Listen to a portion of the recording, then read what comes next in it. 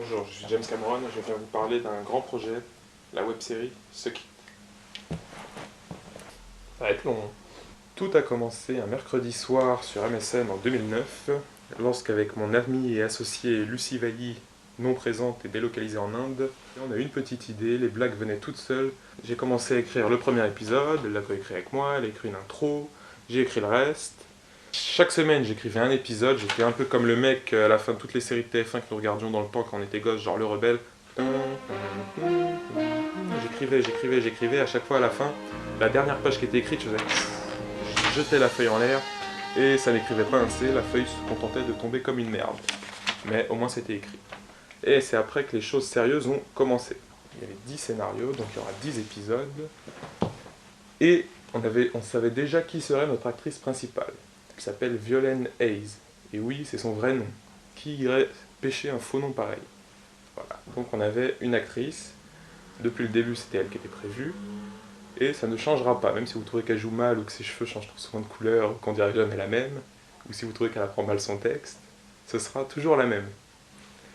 Et ça ne changera jamais, sauf si pour l'adaptation à Hollywood, nous pouvons avoir Lindsay Lohan. Là, je pense que nous nous arrangerons. Donc on devait tourner tout ça en squattant une caméra DV, ça devait être tourné.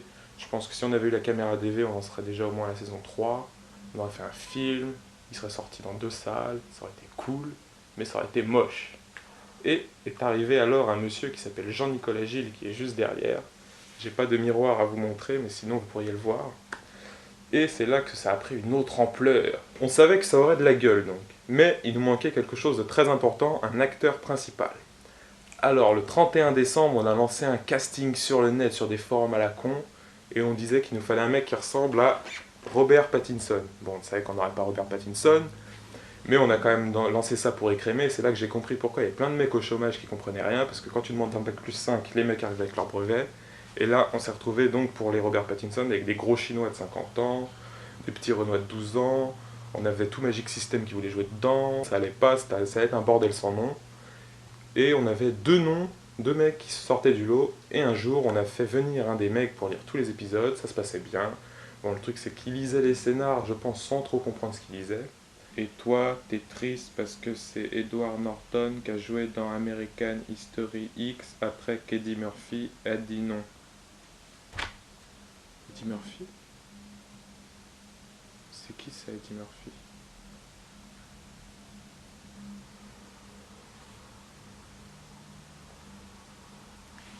Mais le jour du tournage, genre 3-4 heures avant, il a envoyé un message pour dire « Ah non, moi je le fais pas, je dois partir en Italie, je m'enfuis. » Donc il était plus là. Après on a trouvé un autre acteur, dont le seul titre de gloire est d'avoir fait figurant dans un clip de je ne sais plus qui lui, 1 heure avant qu'on le rencontre, nous a dit « Ah, j'ai un casting qui vient de tomber !» Et il n'est pas venu non plus. Alors, qu'est-ce qu'on a fait? On n'a rien fait, on a attendu, et après c'est devenu le Zodiac de la web-série, ça a duré des années. Mais on a finalement trouvé notre acteur principal en la personne de Yann Olejars, je sais pas si ça se dit comme ça, mais ça ira très bien. Que vous connaissez sans doute, car il présente Panic Cinéma, tous les samedis soirs à minuit au Nouveau Latina, où ils acceptent les cartes UGC. Voilà, pour la pub. Bonsoir, bienvenue à Panic Cinéma. Ça, c'est des filles, des vraies. Ce sont des filles qui ont des flingues, qui n'ont pas peur de buter un sale mec dans le dos, c'est pas grave. Tant qu'on peut survivre, on s'en branle. Et on avait aussi 2 autres acteurs qui étaient prévus depuis le début, mais eux, il n'y a rien d'amusant à raconter à leur sujet. Nous avions donc Sweetie, c'est aussi son vrai nom, bien sûr, elle n'a pas de nom de famille, c'est comme les chanteurs de R&B, c'est juste un prénom. Et Antoine de Gorguette d'Argueuvre, et ça vous imaginez bien que c'est un faux nom, c'est un pseudonyme, on n'a jamais vu un nom pareil. Et à l'heure où je vous parle, où je vous fais cette vidéo où je ressemble à Hervé Guéquière et Stéphane Taponnier pris en otage par les talibans, nous n'avons tourné que la moitié de la saison. Et on en a monté un 5e. Les gens ont des vies en dehors de ça, il n'y a que moi qui n'ai pas de vie. J'avais un boulot dans une centrale nucléaire au Japon, mais comme je suis un peu distrait, il y a eu des problèmes, donc j'ai même plus de boulot, donc cette web-série c'est toute ma vie. On a un générique de début qui est trop cool, la musique est faite et nous est offerte par The Fucking Neighbors, qui s'appelle maintenant I Love My Neighbors. On va peut-être marquer le lien de leur MySpace juste ici, et vous pourrez aller voir et même acheter leur EP, qui coûte 6 € et il les vaut. Le seul truc naze, c'est que parfois au montage nous devons couper des blagues. Ok, je vais chier sur ton bureau. Je mettrai des petites paillettes là sur ton bro. brownie au caca que tu pourras partager avec tes amis. Il faut couper. Pourquoi? C'est trop long, puis voilà. Mais non, pas la blague du brownie au caca, elle est trop bien. C'est le seul drame, c'est la seule chose attristante de cette série. Et le truc, c'est qu'on prend tellement notre temps, c'est qu'on a réussi, il nous est arrivé un truc qui, je pense, n'est jamais arrivé dans l'histoire du cinéma, c'est qu'on s'est fait voler notre titre. Ça devait s'appeler Bite Me, donc Beat Me pour ceux qui lisent les titres en français. Et il y avait beat dans le titre, donc c'était bien, c'était parfait. Et on s'est fait voler le titre par une web-série à la con qui parle de mon sujet préféré dans le monde, les zombies. Et vous savez tous très bien que je déteste les zombies et que le jour où je ferai un film, il s'appellera « Je déteste les zombies ». Le scénario est même déjà écrit.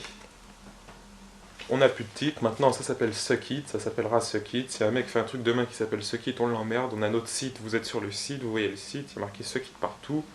Sur les teasers, il y a marqué Suck It, sur la bande-annonce, il y a marqué Suck It, donc ce sera Suck It. Et c'est comme ça. Est-ce que je fais ma blague des amateurs éclairés? Et donc c'est passé d'un truc totalement amateur à un projet d'amateur éclairé. On a même des projecteurs, c'est dire à quel point on est éclairé. Je vais carrément prendre mon papier parce que j'en ai marre de prendre des textes. Et j'espère que les 2 bandes annonces vous ont plu. Parce qu'elles étaient cool quand même, surtout Freak Alert. Celle-là c'était la mieux. J'espère que vous suivez le Twitter de @suckit la série, même si on n'écrit pas grand chose dessus. Que vous nous suivez sur Facebook, parce que moi-même j'ai envoyé à mes soi-disant amis et j'en ai que 10 qui ont rejoint le groupe, donc bon, on voit qui sont ses vrais amis dans ces moments-là. Et j'espère aussi que vous en parlez à tout le monde, à vos putains de voisins, je parle pas de ceux qui font la musique, mais à vos vrais voisins. Vous en parlez à vos meufs, à vos mecs, à vos parents, à vos sœurs, à vos frères, à la boulangère, au gardien, à l'inspecteur des impôts, à tout le monde, même aux éboueurs, tout le monde a internet. Et donc j'espère que maintenant, enfin j'espère pas, je pense que maintenant on se reverra quand ça sortira, le 15 juin, sur vos écrans.